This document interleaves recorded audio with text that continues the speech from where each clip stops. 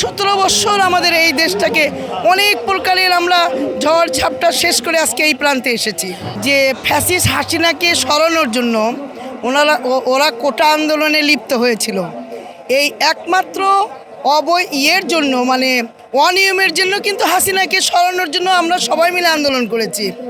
এখন ক্ষমতার লোভটা এমন একটা জায়গায় পৌঁছে গেছে যে হাসিনাকে সরানোর পরে তারা অন্তর্বর্তীকালীন সরকার গঠন করার পরে দেখা যাচ্ছে তারা এখন ওই লোভটাকে আর সামাল দিতে পারতেছে না।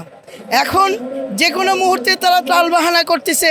এখন আমাদের ধানের শীষে ইশরাক হোসেন যেটা, সে ট্রাইব্যুনাল তাকে রায় দিয়েছে, মেয়র হিসেবে আমরা রিজেক্ট হয়েছে। তাই এখন হলো তাকে মেয়র হিসেবে পুরো ঢাকাবাসী তাকে দেখতে চাচ্ছে যে অতি দ্রুত যেন তাকে একটা শপথের পাঠ করানো হয়। কিন্তু উনি টালবাহানা করতেছে, যে মনে করতেছে যে একে হয়তো আমরা ক্ষমতায় তাকে রায়টা দিলে দেখা যাচ্ছে তাদের অনেক কিছু সমস্যা হইতে পারে। তা আসলে এরা তো ছোট মানুষ। আমি বলবো যে আসিফ মাহমুদ আমার ছেলের মতো বয়সী।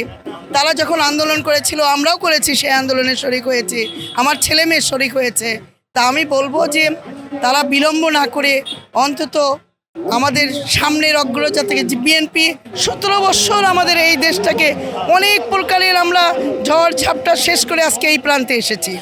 হ্যাঁ, তা এটা হলো আমাদের ন্যায্য অধিকার যে ইশরাককে যেহেতু আদালতে রায় দিয়েছে, তাকে এই রায়টা পূর্ণ বহাল করে তাকে অতি দ্রুত একটা স্বীকৃতি প্রদান করুক।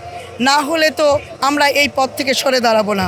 যে কোনো মূল্যে ইশরাককে আমরা এখান মেয়র হিসেবে আমরা প্রতিষ্ঠিত করব, এবং এজন্য যদি আমাদেরকে এর চেয়ে আরও বড় কিছু আন্দোলনে নামতে হয় তাদেরকে বাধ্য করাতে আমরা বাধ্য হব।